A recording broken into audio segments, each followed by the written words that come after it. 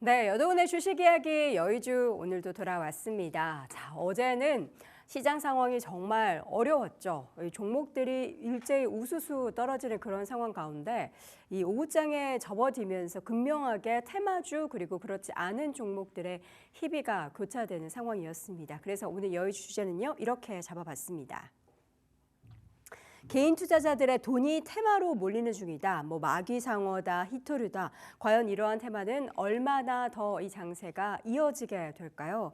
먼저 어제 우리 한국가스공사를 비롯한 관련한 테마가 다시 한번 들썩였습니다. 사실 시초가부터 주가가 급등을 해서 이게 무슨 이유지? 뭔가 있을 것 같은데 라는 이야기를 저희 방송을 통해서 말씀드렸는데 뉴스가 전해졌습니다. 대한고래에 이어서 마귀상어까지 기대감이 커지고 있는 상황인데요. 독일에서 51억 배럴의 추가 매장 가능성 현재 집계가 되고 있습니다.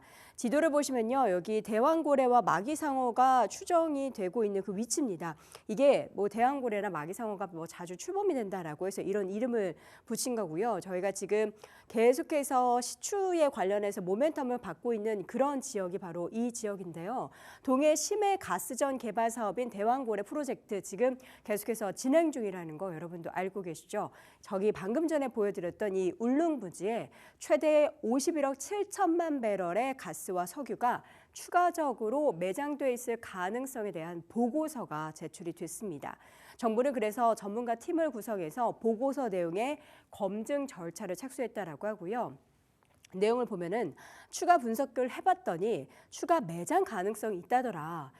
주변에 14개 유망 구조에서 가스나 석유의 추가 발견이 됐다라고 하면서 이게 최소는 6억 8천만, 많게는 51억 7천만 배럴의 가스나 석유가 있을 가능성을 보고서에서는 이야기하고 있습니다. 현재는 석유공사가 용역 결과만 제출받은 단계이기 때문에 이게 정말 실제인지에 대해서는 검증 작업이 필요한데요. 이러한 소식이 전해진 가운데 국내 시장에서는 관련된 종목이 급등을 했습니다. 다음 장 보실까요?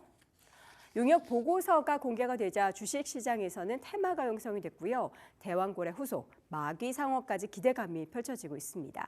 한국가스공사가 6% 넘는 급등으로 마감이 됐고요. 테마주는 함께 올랐는데 가스관 부품 생산하고 있는 기업 중에 화성밸브나 하이스틸, 동양철권이 급등을 했고 중소형 석유주 가운데서는 한국석유나 흥고석유 같은 종목들도 함께 올랐습니다. 장 초반에 이런 석유주들이 올랐을 때 국제유가가 강세인가 싶어서 그랬는데 결국에는 테마가 이미 형성이 돼서 시장에서는 관련해서 매기들이 집중이 되고 있었습니다. 한국가스공사는 지금 대왕고래 발표 이후 직후에 급등을 했었던 작년도 주가 흐름과는 달리 다시 한번 절반 수준으로 내려와 있는 상황인데요. 작년 5월 이후에 주가가 급등해서 6만 원 선을 돌파했었는데 다시 한번 주가는 현재 3만 원대로 내려와 있습니다. 어제는 주가가 급등을 해서 3만 6천 원 선을 돌파를 했지만 과연 이러한 모멘텀이 단기적인 테마로만 작년처럼 이어질 것인지 중장기적인 모멘텀을 가져가게 될 것인지는 지켜봐야 되겠습니다. 일부 종목은 사실 개발 이 관련한 대한거래 프로젝트 관련해서 뚜렷한 연관이 없음에도 불구하고 주가가 급등락을 펼쳐내고 있기 때문에 여러분들은 테마주에 접근하실 때도 이 부분을 꼭 염두를 해 두셔야겠고요. 대한고래 관련한 그리고 마귀상어 관련해서 확장이 된 이런 관련한 가스전 얘기 말고도 어제는 히토류 테마주도 급등을 보였습니다. 미중 갈등 이슈가 나타날 때마다 항상 급등을 보였던 종목이 바로 히토류 테마인데요. 완전히 단골 손님이죠. 미국이 중국에 뭔가를 제재를 가했다라고 하면은 중국 쪽에서는 대안카드로 꺼내줄 수 있는 여러 가지 내용들 가운데서 히토류는 항상 거론이 됩니다. 미국이 중국에 추가적으로 10% 관세를 더 부과한다라는 소식이 전해졌고요. 어제는 그래서 유니온이나 유니온 머티리얼, 동국 R&S 등의 관련한 종목들이 강세를 보였는데 어제 주요 테마 상승률을 봐도 요소수나 히토류 같이 중국이 가지고 있는 그 요인 중에서 가장 협상카드로 쓸만한 그런 요소 중에 두 가지가 가장 급등을 보였습니다. 중국이 미국 수출 제재 맞불을 펼칠 것이다라는 전망인데요. 이거는 단순한 예상일 뿐 관련해서는 어떤 행보가 없었기 때문에 어쨌든 테마로만 바라보셔야겠고요. 중국 상무부에서는 미국의 이러한 관세 부과 조치에 강하게 반발을 했습니다.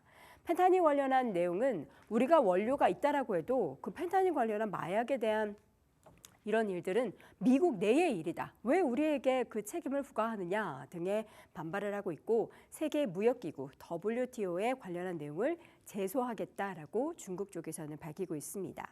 히토르는 혹시라도 모르시는 분들을 위해서 간단하게 소개를 해드리자면 첨단 산업에 있어서는 꼭 필요한 원자재 중에 하나고요. 중국의 매장량이 전 세계 중에서 70% 넘게 자리하고 있기 때문에 중국이 히토르에 패권을 쥐고 있다고 해도 과언이 아니죠.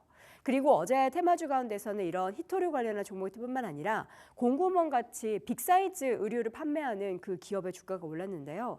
이게 일명 샤오홍수라는 중국의 이제 플랫폼, 그런 틱톡 같은 플랫폼에 관련한 테마로 엮였던 종목이죠. 미국이 틱톡을 제재로 엮인 테마주였는데 어쨌든 미국이 중국 때리기를 하면 중국에서도 뭔가 맞불을 펼쳐낼 것이다라고 거론이 되는 다양한 섹터 내에서 종목들이 엮여서 함께 올라가는 모습을 보였습니다.